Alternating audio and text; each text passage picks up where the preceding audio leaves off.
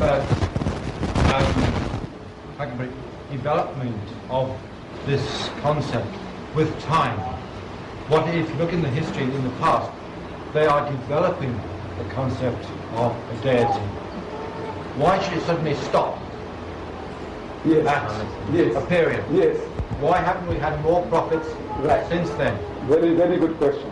You see, when a thing reaches perfection, look, mankind, our scientists are telling us that we have evolved from some primitive stage, from monkeys and from the amoeba and what not, Now we have become perfect man.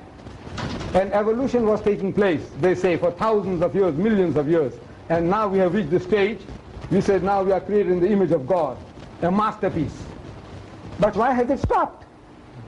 Let's say, let's stand to reason that we say, now look at this hand. Can you imagine improving on this? Add another finger, add another thumb, add 10 fingers. You think you can do a better job? Will you be able to do a better job than this? No. So he says, now once it reaches perfection, anything you add to it is an abnormality. So in the religious history of man, the Muslims said that this is the last and final revelation of God. Jesus Christ, he told his people before he departed, he said, I have yet many things to say unto you, but you cannot bear them now. You haven't got the capacity. Like for example, instead of you, my grown-up brothers and sisters, only your little children had come, what would I do? Entertain them, Father Christmas, Santa Claus, and some funny things. I heard to say some funny stories to make them happy. What else can I do? I could not have spoken what I'm speaking to you now. So Jesus is telling his disciples, I have yet many things to say unto you, but ye cannot bear them now. Howbeit, when he, the Spirit of truth, is come, he will guide you into all truth. He will. Man hasn't finished evolving yet. Right. If you look at our athletes, they're running faster, they're jumping higher, throwing further. Right. Okay? Man's mind is still developing. Right. Now for that you need guidance. You need, look, our friend, the champion, that sprinter, he broke all records, right? And his ethics, where were they? Ruined. Taking pills, taking drugs. So in other words, look, with all your physical developments, without that guidance about right and wrong, you are still an animal.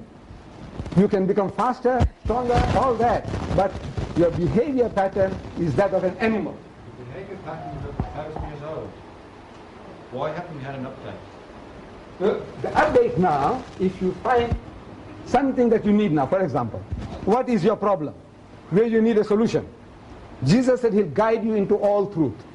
And we say now all the answers to all your problems are here. It might not go down well. You see, we are used to certain way of life, certain behavior patterns, thinking patterns, and we don't like to be disturbed. All of us, we are like that.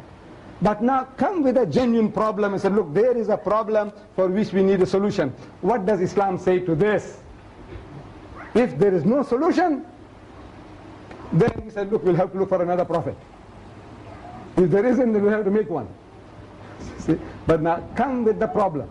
What is your problem? And I tell you now, look, problems. In South Africa, we have a problem of alcoholism. We have a problem of race. The biggest problem in this country is race. Answers to them. You have a problem of surplus women. There are 7.8 million women in America who can't get husbands. You know that? Problems. No. The Quran gives the answer. I said it might not go down well. Because we are used to a certain way of life. Alcoholism. Answer to alcohol. Answer to gambling. Ask. Everything is there in the last and final testament of God. If it's not there, then we'll have to look for another prophet. And if there isn't, we'll have to create one. The prophets of the past have updated what we've had before, what was before. How do we know that is? The claim is there that this is the last and final revelation. No. Right now you put it to the test. You see, once a person makes a claim, I say I'm the strongest man in the world. He said, yes. He said, look, here's a 200-pound barbell. Can you lift it? I said, no. So he said, that's a test. Finished. He said, look, you're the strongest man in the world, and you can't carry 200 pounds. Wait. So put it to the test. And the book is challenging. He said, come on, put it to the test. The teachings.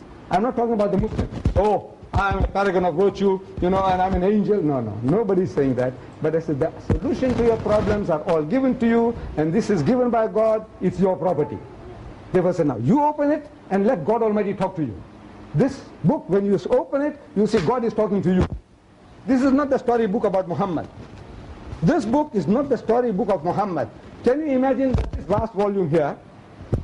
In this vast volume, the name of Muhammad's father is not here. His mother's name is not here. When he was born is not here. Where he died is not here. Can you imagine a book like that? A man writes a book and he's not there in the book. His name, Muhammad, the name Muhammad occurred in this vast volume 5 times. The name Jesus 25 times. So it makes you to think. Why 25 times? I said, look, this man, so many controversies were around him. There was no controversy about the birth of Muhammad. He had a father, he had a mother. You don't have to, God doesn't have to go and tell you, say, look, he says he was legitimate. What for? The whole world accepted that he is the legitimate child of Abdullah. Finish.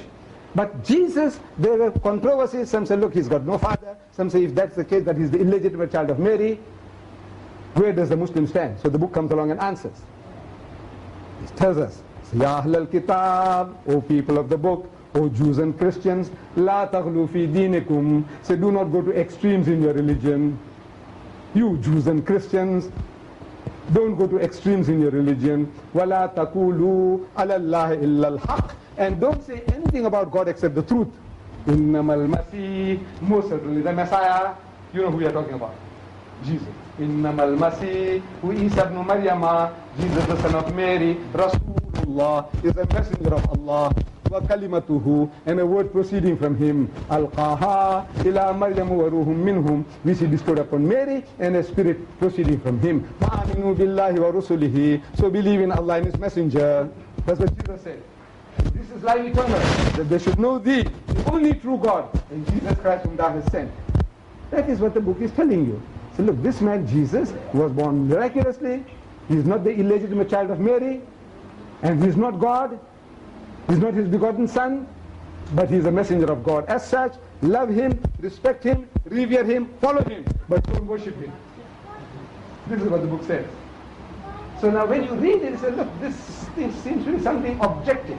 It's not something, a man is just trying to score points. Yes.